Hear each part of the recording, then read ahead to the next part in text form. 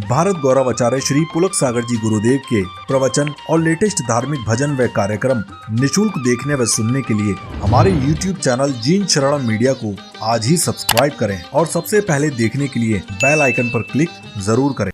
समय अपनी सीमा पर है, बातें बहुत कुछ हैं। एक यहां का मुझे मालूम नहीं है, राजस्थान में एक परंपरा है कि जो व्यक्ति 10 उपवास करता है उसका बड़ा जुलूस निकलता है। निकलना चाहिए, अच्छी बात है, लेकिन उसके बाद जो गंदी बात है कि जिस घर में उपवास हो गया, पारणे के दूसरे दिन उस घर को पूरी समाज का भोजन कराना पड़ता है, जीवनवारी देना पड़ती है। मान्यवर, यदि इस तरह की व्यवस्थाएं समाज में लागू की जाएंगी तो हमारा गरीब तबके का आदमी उपवास करने से घबराएगा, बोलेगा मैं उपवास कर लूं लेकिन समाज को भोजन कहां से कराऊंगा, पूरी समाज को जीवनवारी कहां से दूंगा।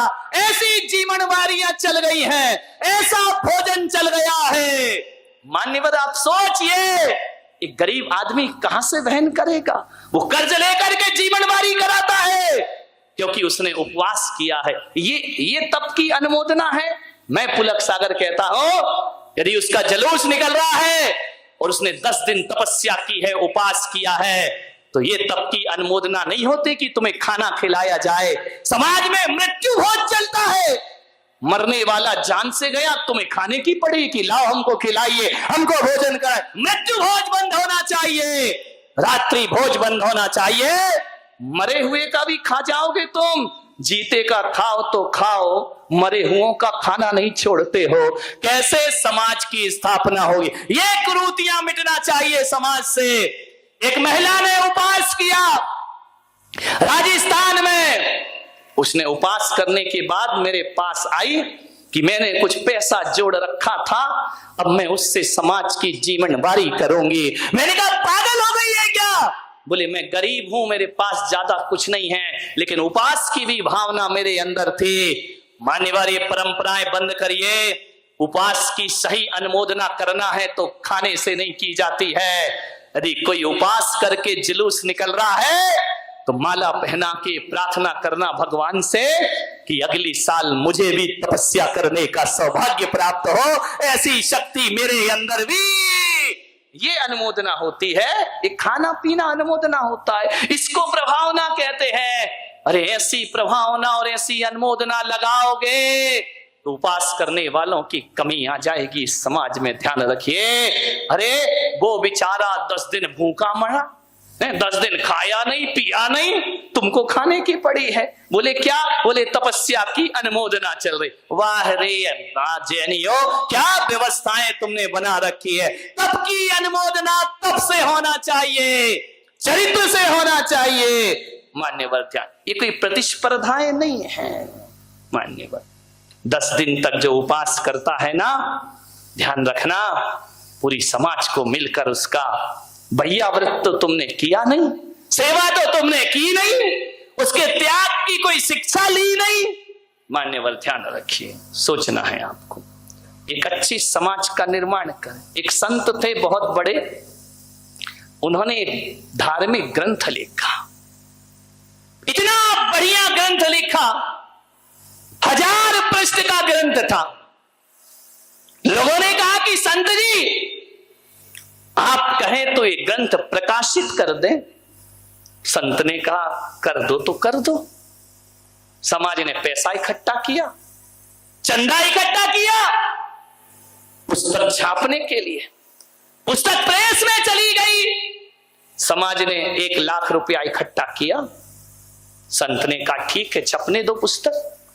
जब पुस्तक छपने को गई तो पता चला गुजरात में भूकंप आ गया, हजारों लोग जमींदोज हो गए। संत ने कहा एक काम करो, ये पुस्तक का पैसा भूकंप पीड़ितों को पहुंचा देना चाहिए। लोगों ने कहा महाराज ये पुस्तक के नाम से पैसा आया है। संत ने कहा पहुंचा दो, कोई दिक्कत की बात नहीं है। वहां पहुंच गया। 1 साल बाद फिर विचार बना कि पुस्तक छपे, 2 लाख रुपए इकट्ठे हुए। पता चला कि उड़ीसा में चक्रवात आ गया है। संत ने कहा ये 2 लाख रुपए उड़ीसा में भेज देना चाहिए। लोगों ने कहा संत जी आपकी पुस्तक कब छपेगी? बोले जाने दो, जो मैं कह रहा हूं करते रहिए। उड़ीसा भेज दिया गया। तीसरा साल आया, संत की पुस्तक 3 लाख रुपए इकट्ठे हुए, पुस्तक छपकर आई। संत ने उसमें लिखवाया तीसरा संस्करण। पुस्तक का विमोचन हुआ। लोगों ने कहा ये झूठ क्यों लिखा है? ये तो पहला संस्करण है, आप इसमें तीसरा संस्करण क्यों लिख रहे हैं? संत ने कहा ये तीसरा ही संस्करण है, ये पहला संस्करण नहीं हो सकता है। बोले ऐसा क्यों आपने झूठ लिखा? ये पुस्तक तो पहली बार छपी है। संत ने कहा इसके 2 संस्करण उनके लिए लिखे गए जो बाहर की आंखों से नहीं, हृदय की आंखों से किताबें पढ़ा करते हैं, और तीसरा संस्करण उनके लिए लिखा गया जो अपने चर्म चक्षुओं से किताबों को पढ़ा करते हैं। ये मेरा तीसरा संस्करण है। मानवीयता। आज बिहार में तबाही मची हुई है, उत्तर प्रदेश बाढ़ से ग्रसित है, वो गुजरात बाढ़ से ग्रसित है। अरे होड़ लग जाना चाहिए। आज देश में प्राकृतिक आपदाएं आई हुई है, आधी आबादी देश की संकटग्रस्त हो रही है, मटकी फूटी, हजारों लोग एकत्रित हुए। आज उन भाइयों की सहायता को कोई खड़ा नहीं हुआ। ध्यान रखिए, आज ये आपदा यदि आपके शहर में आ जाती तो आप क्या करते? ध्यान रखिए, जब मैंने ये आह्वान पिछली वर्ष किया और आह्वान किया तो 50 ट्रक अनाज वहां पर पीड़ितों को पहुंचा दिया गया। क्या कर रहे हैं आप लोग? बाढ़ बिहार के हालात देखिए। ये संगठन, ये मंडल, ये मंच, मैं आपसे निवेदन करता हूं कि मेरी बात यदि आपको लगती हो तो प्रधानमंत्री कोष में राशि जमा कराने का प्रयास करिए, राहत कोष को बढ़ाने का प्रयास करिए। और आज बाढ़ पीड़ितों को आप यहां बड़े ढंग से प्रवचन सुन रहे हैं आनंद के साथ। मान्यवर, कुछ नहीं होता, ये कोई धार्मिकता नहीं है। धार्मिकता तो वह है कि जहां दो गिलास के लिए दाने दाने को आदमी तरस रहा हो, वहां पर बारामती से अनाज जाना चाहिए, बारामती से कपड़े जाना चाहिए, भोजन जाना चाहिए। तब तो आपको समझूंगा कि आपके अंदर मानवीयता मौजूद है। कोई धर्म, कोई भी समाज हो, आज एक ऐसी बात अपने दिल में लेकर के जाए, बाढ़ पीड़ितों की सहायता में आगे खड़े हो जाइए। आधी आबादी बर्बाद हो रही है इस देश की मेरे भाई। आधे लोग प्राकृतिक आपदा के रोज अखबारों में पढ़ते हो, चाय की चुस्कियां लेते जाते हो, पढ़ते जाते हो, बिहार में बाढ़ आ रही, इतने लोग मर गए। तुम्हारे हाथ नहीं कांपते हैं कि जिनके घर उजड़ गए उन पर क्या बीत रही होगी? जिनके लिए 4 दीवार और एक छत भी आज नहीं बची है, जिनके रिश्ते खत्म हो गए, जिनका परिवार खत्म हो गया है। मान्यवर, क्या उनके लिए कुछ नहीं? ये जियो और जीने दो है, यही धार्मिक चेतना है हमारे अंदर। नहीं मेरे भाई, दर्द समझो एक दूसरे का, पीड़ा समझो एक दूसरे की। यदि आपने एक दर्द समझ लिया तो समझना चातुर्मास सफल हो गया, वरना ताली बजा के चले गए, हम भी चले जाएंगे अपने काम से, तुम भी चले जाओगे अपने काम से। बाढ़ पीड़ितों के लिए कुछ करे समाज। जैन समाज ही अकेला नहीं, कुछ 4-5 लोग तैयार हो जाओ, हिंदू हो, जैन हो, मुसलमान हो, वैष्णव हो, सब संगठनों को एकत्रित करो और बाढ़ पीड़ितों के लिए जरूर कुछ ना कुछ सहायता यहां से पहुंचाने का प्रयास करिए। तो आप एक आदर्श देश के आदर्श नागरिक बनने का सबूत प्रमाण प्रस्तुत करेंगे। तुम्हारे यहाँ पानी की बूंद नहीं है, वहां पानी से लोग परेशान हो रहे हैं। ध्यान रखिए, बनाए मान्यवर। पर्यूषण परवारा है, बहुत उपास साधना व्रत करेंगे, करिए। मैं उसकी अनुमोदना करता हूं, मैं आशीर्वाद भी दिया करता हूं कि आप करिए मान्यवर। लेकिन जहां तक मुझसे पूछा जाएगा कि हकीकत का धर्म क्या होता है, इंसान के काम आए इससे बड़ा दुनिया में कोई धर्म नहीं हुआ करता है। देखिए, ये चारों धाम की यात्रा है। इंसान इंसान के काम आए, इससे बड़ा ना सम्मेत शिखर होता है, इससे बड़ा ना गिरनार होता है, ना वैष्णव देवी हुआ करती है इससे बड़ी।